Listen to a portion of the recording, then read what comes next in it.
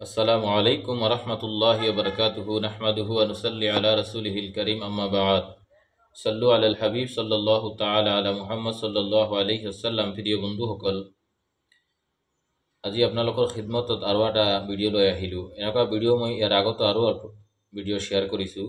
আজি সেনেকুৱা ধৰণৰ ভিডিঅ' এটা শ্বেয়াৰ কৰিম। কিহৰ কাৰণে? যাৰ যেইটো আমল সুবিধা হয় সেইটো কৰি কিনে ফায়দা হাসিল কৰিব পাৰিব। সেইকাৰণে এটাই প্ৰব্লেমৰ কাৰণে কেইবাটা আমল ইউটিউবত দি দিছোঁ। যাৰ যেটোৰ পৰা ফায়দা হয় ফায়দা হাসিল কৰিব পাৰিব। তো আমলটো কি? বহুত মানুহ এনেকুৱা আছে মোৰ ওচৰত আহি থাকে যে তাবিজ দিয়ক বা কিবা দোৱা আছে যদি দিয়ক, বহুত দিন হ'ল বিয়া পাতিছোঁ, ল'ৰা ছোৱালী নহয়, পেৰেচান হৈ গৈছোঁ, ধন দৌলত বহুত, গাড়ী ঘোঁৰা, ঘৰ বিল্ডিংৰ অভাৱ নাই, টকা পইচাৰ কিন্তু ল'ৰা ছোৱালী নাই, বহুত আফচোচ লাগে। তো এই আমলটো কৰক, ইনশাল্লাহ ফায়দা হ'ব। আমলটো কৰিব লাগিব 41 দিন লাগাতাৰ কৰিব লাগিব, মাজতে গেপ হ'লে নহ'ব।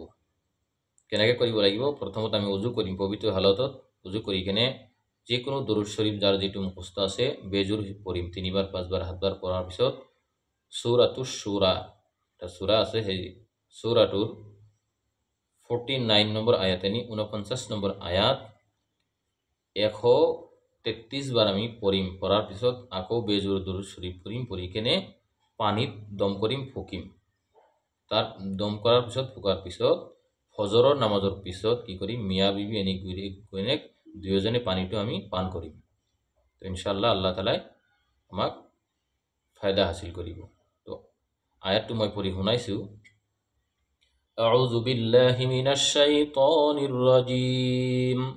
لله ملك السماوات والأرض يخلق ما يشاء يهب لمن يشاء إناثا ويهب لمن يشاء الذكور.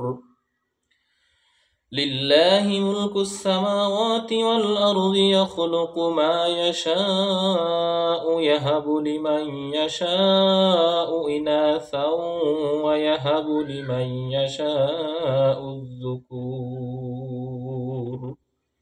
এই আয়াতটো 133 বাৰ মই যেনেকৈ নিয়ম কৈ দিছোঁ সেই নিয়ম মতে ইনশাআল্লাহ আমল কৰক, আল্লাহ তাআলাই মুকাম্মল ফায়দা হাসিল কৰিব। খালি আমলটোৰ শৰ্ত আছে, এক লেঠাৰি 41 দিন কৰিব লাগিব, মাজত গেপ হ'লে নহ'ব, আৰু খাব লাগিব ফজৰৰ নামাজৰ পিছত। আমলটো যেতিয়াই কৰিব পাৰে, ৰাতি হওক দিনত হওক, আমলটো কৰি কিনে পানী দম কৰি থৈ দিব, আৰু খোৱাটো খালি ফজৰৰ নামাজৰ পিছত দুয়োজন মিয়া বিবি খাব। ইনশাআল্লাহ আল্লাহ তাআলাই ফায়দা হাসিল কৰিব। ভিডিঅ'টো ভাল লাগিলে চেনেলটো সাবস্ক্ৰাইব কৰিব। আসসালামু আলাইকুম।